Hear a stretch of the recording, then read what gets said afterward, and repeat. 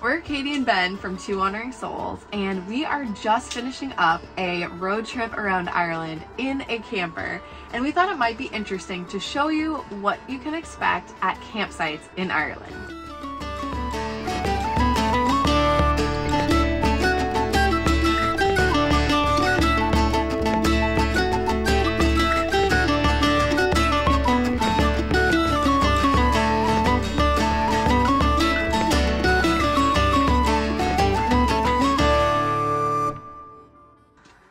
So we have just been road tripping for a week and staying at all sorts of different types of campsites. And the first thing I want to say is that if you are watching this video from the United States or from Canada, one thing that I kind of want to point out is that campgrounds in Europe and elsewhere around the world are just different. Like in the US, campgrounds, you typically get a site, it's quite secluded, you have trees around you. Yeah, we typically choose like national forest campgrounds and they're just super picturesque. You have like a fire pit, picnic table. Not so much the case over here. We have rented camper vans or motorhomes in New Zealand, Iceland, Scotland, and now Ireland. And all of those countries have similar feels when it comes to campgrounds. They're almost more of what you'd expect at an RV park in the US or Canada. Kind of just big open areas with designated parking spaces.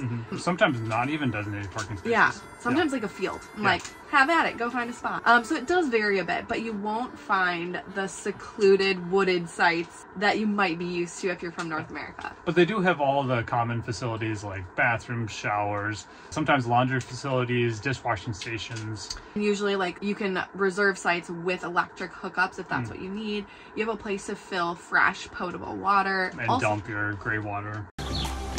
Pumping and dumping. Also, there's typically a place to dispose of chemical toilet waste. So pretty much everything you need, and like each site varies a bit, so there are some where you're not going to find all of those things. And then there's some sites that go above and beyond.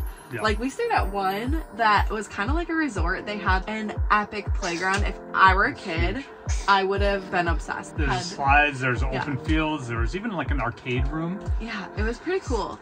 And then on the flip side, on the flippity flip, there are some that are very, very basic and just barely hit all your necessities. And we're literally packed in there like sardines, one camper next to each other. Yeah. So the style of campground and the quality of campground can vary quite a bit. One thing to point out about showers is in some campgrounds, they're totally free, hot water, beautiful, nice. Other times you have to pay. Like I think there was one site where it was €1 got you 6 minutes. So you needed coins on you and that's kind of annoying. Other times it's free and it's cold water. So, you know, get your inner Wim Hof ready. I am the Iceman! Embrace that cold shower. So yeah. Moral of the story is it can vary quite a bit. One thing that we would recommend doing is looking on Google Maps and looking at reviews. You can get a lot of information about what to expect at each particular campground this way.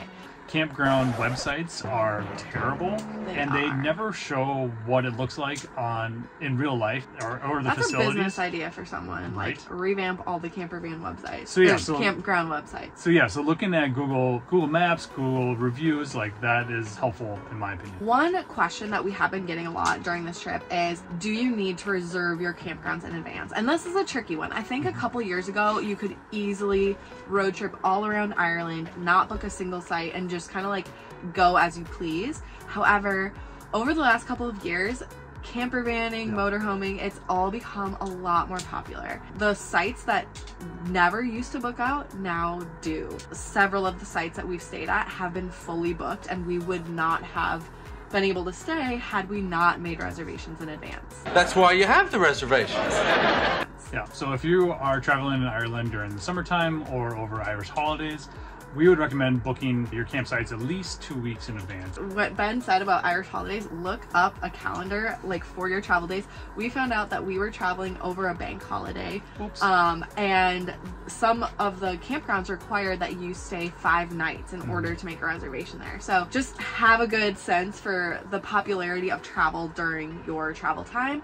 and that should help you determine whether you need to book them all. The nice thing about having sites booked in advance is after a day of exploring, you don't need to drive around for another hour trying to find a place to park. That can get really annoying. Yeah. Especially when you have such a large vehicle. Yeah. Trying to maneuver in and out of these campgrounds. Every once in a while, like if you have a day or two on your itinerary where you're not totally sure where you're going to end up, there is the option to wild camp, and that just basically means parking somewhere that's not a designated campground. And there's tons around Ireland. Yeah, you won't find toilets typically, you won't find water fill-ups or dumps, so you need to be kind of cautious about like where you're at with water. We did end up having to buy a water jug because we ran out while wild camping.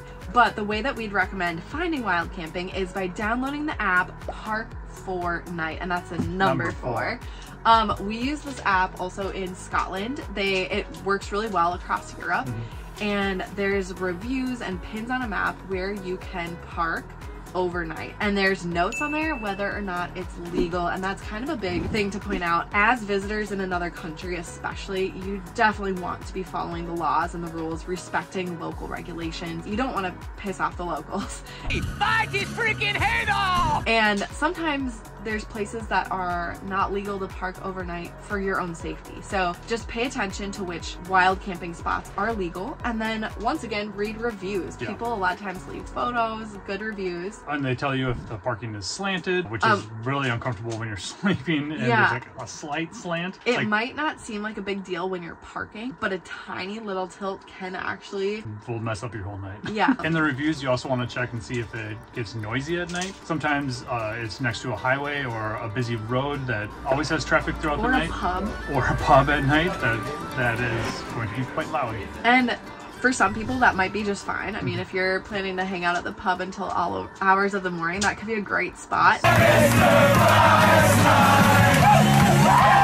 If you're like us and you're traveling with a little one, or you just like know that you're gonna want to get a good night of sleep, pay attention to whether it's noisy. And then lastly, on Park4Night, it tells you how many spaces a particular area has. That's important. And if it has just one space, that might be kind of a gamble. It's not gambling when you know you're gonna win. Like if you're heading somewhere for that specific spot and it's already taken, now you have to have a backup plan. Yeah. So especially if you're in a larger vehicle, pay attention to how many spaces there are. But anyway, hopefully that gives you a good idea of what to expect when wild camping and also at the designated campgrounds in Ireland. If you are thinking about renting a camper or motorhome in Ireland, we actually have a camper tour, which you can check out and see if the layout we have would work for you. We also have a camper van packing list of all the things that we bring when we go on to an international camper van trip. That is one that you definitely don't want to miss because there are some items that you really need. We also have a video on our Ireland road trip, so you can get an idea of some places you might want to add to your itinerary.